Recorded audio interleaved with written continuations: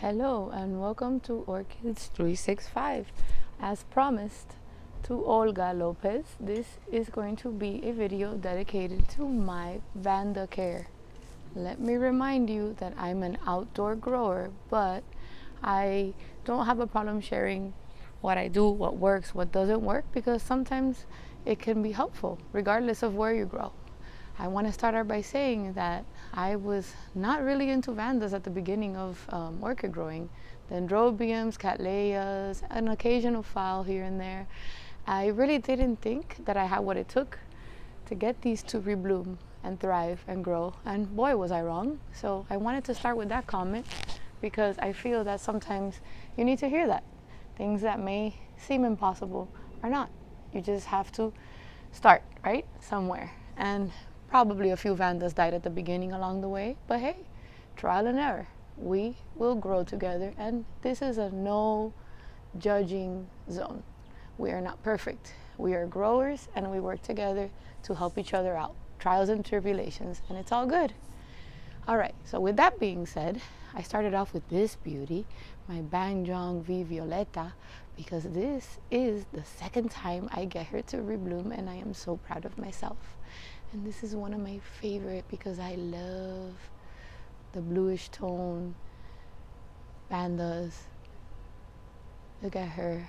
I'm just gonna go down here and show you her rootsies because I love roots, but you've probably already noticed that, right? I will show you what I feed them after I show you this beauty. Okay, so my Vandas are under a pergola where they get filtered light. Some of them get more light than others because Vandas' needs may vary. Okay, so these are little seedlings that I got years ago. They love the light. They are up here high on the area where the light is brighter. These are RF seedlings. My dendrobiums back there trying to steal the show. This one hopped on my shopping cart this summer. And the roots, of course, big box stores, look at this. And I'm like, started with my 2020 and with the seaweed. And I want to show you the new roots that are coming out. Look at this. I grew these, guys. You will see the difference. This one is a sun-loving one, also purchased as a bag baby that my son picked out, so it's extra special. Beautiful bloomer. This one was going through the roof, so I put her in the sunniest corner, and she has been thriving, going up, up, up, and away. I wish I could show you how teeny tiny. She was probably just 2 leaves in a bag when I got her. Let me see. I have her tag here. This is her name. Very pretty. Gulf of Siam, Alba.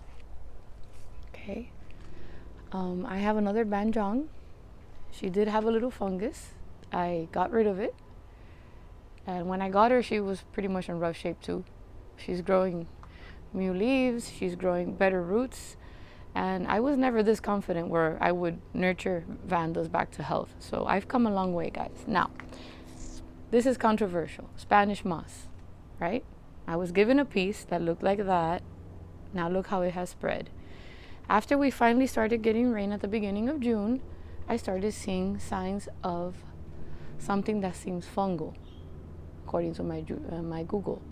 So I wanted to share this with you guys because I know that some of you may or may not like it if you grow outside. I will be removing all of this and treating it for fungus because this is my special little Kiki from one of my mom's Vandas, and I do not want her to hurt. But before I did the removal, I wanted to show her how she was growing. There's this one, was my Mother's Day gift. My mom and I did a Vanda exchange. This is the Mimi Palmer. Still going strong. Okay.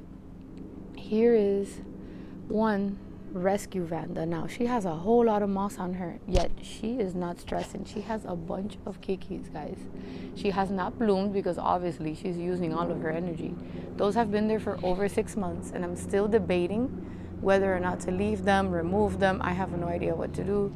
I don't know if to take the moss off of this one, although her at the beginning, I had her getting more light. She started getting sunburn. So I moved her here so she gets a little less light. She still gets her light, but not that afternoon light, not even filtered. She was very sensitive, and now she's thriving. Speaking of sensitive, I have another one that was given to me, a division from a friend's plant. Oh, my garden helper, so beautiful. And she was struggling in the light. Now, Vandas will show you in the pigmentation of their leaves. They were like yellowing. She has, see that burn mark over there? So I moved her under my mango tree, and she, maybe 2 weeks after, her leaves started changing, her roots looked better, and she pushed out these 2 beautiful spikes, which will be the first time I get her to bloom. And I am so happy. I cannot wait to see them. She doesn't have an ID, but I was told from my friend that she is a Cuban Vanda flower, and she's white. So as soon as she opens up, but I do see like a little stripe of purple. See that? I cannot wait because the shape looks adorable. I sure hope they don't blast, because now we're randomly getting rain. So let's see what happens with that one. Now, here I have what I use once a week. I use this pump for the seaweed. I buy this liquid seaweed on Amazon. It's a little pricey, but it's concentrated. So like I use like 1 teaspoon, and I make all of this. So, you know, it lasts. I still haven't gone through it. And then sometimes I may add some CalMag if the leaves are showing me signs. You know, like sometimes they yellow with little, they start showing you when they need it if you Google it. And that usually happens to me fall, winter for some reason. And with this system that I have going, again, I only put the CalMag when I feel it's needed, not all the time. And the 2020, once a week, sometimes less than once a week. They are thriving. Let me show you the one that always needs the CalMag. That's huge Aranthera. And I have her in soil, and she has given me these 2 beautiful kikis. Look at the size of that one already, growing its own roots. There's another one at the bottom, and she has, we made her a ladder. Yeah, she's probably gonna pass the roof. She's passed me. She is happy. See, right now she's showing me she needs some CalMag. Look at the leaves. This is how they talk to me, you guys, and this is what works for me. I love sharing what works for me. Okay, to help others. And then these, I have some rescue ones that were supposed to be sun loving, but they weren't doing good. So I had her here, and I got her to grow all of these roots with the seaweed and the fertilizer. She was dying, you guys. She didn't even have roots. She was looking like that guy right next to her. Look, another one that suffered. See that? If I can get this guy to come back, see, just like that. I've went over the fertilizer, the light, the leaves when they talk to you. This is Miss Joaquin. She's a little bit of a brat. I mean, I'm just gonna be straight up honest. I mean, she has all these beautiful roots, right? She has probably grown 2 feet since I got her. Has not given me 1 bloom. I don't know what I'm doing wrong. She's getting just as spoiled. I just hung a little bit of slow release fertilizer since it's so hot, and let's see how she takes it. Little mesh bag there with some slow release pellets. I believe it's the dynamite that they have. It's called dynamite, and it's for orchids and bromeliads. Just put some there in the pouch. And she probably is the thirstiest Vanda that I own. Look at her. I totally missed the watering this morning, and look, see the shriveling? It's okay. We have an interesting relationship, Miss Joaquin and I. So I know she'll push out a bloom any day now. So really, my point is, I just wanted to tell you, we have our success stories, we have our fails, but in the end, we learn, right? So I wanted to show you.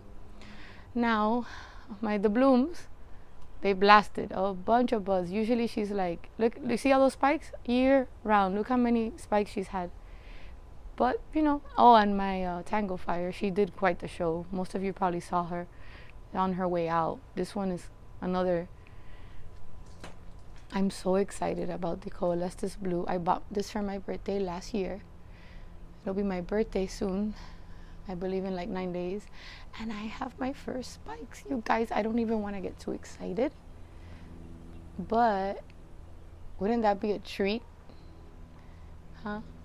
I hope they don't blast. I'm gonna go show you one more Vanda. Let's go down this path with you so I don't have to stop the video as I say goodbye. This was a rescue Vanda. It's my last one. I'm so proud of her. And I left the dead roots just to show you. She was in rough shape. And look at these new rootsies, you guys, that I got growing. Giving her a lot of love. She even has a Kiki there, look. She was doing rough. But I took a chance. I always do. Look at that. When I get a spike on this one, I'm going to be so thrilled. I hope that this video has been helpful. I hope I didn't leave anything out.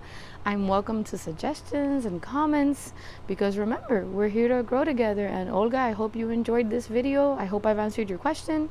Feel free to continue messaging me on Instagram. You have a beautiful collection, and you're an indoor grower, and you're doing everything right. So with a lot of love and a lot of patience, I'm confident that your Vandas will thrive.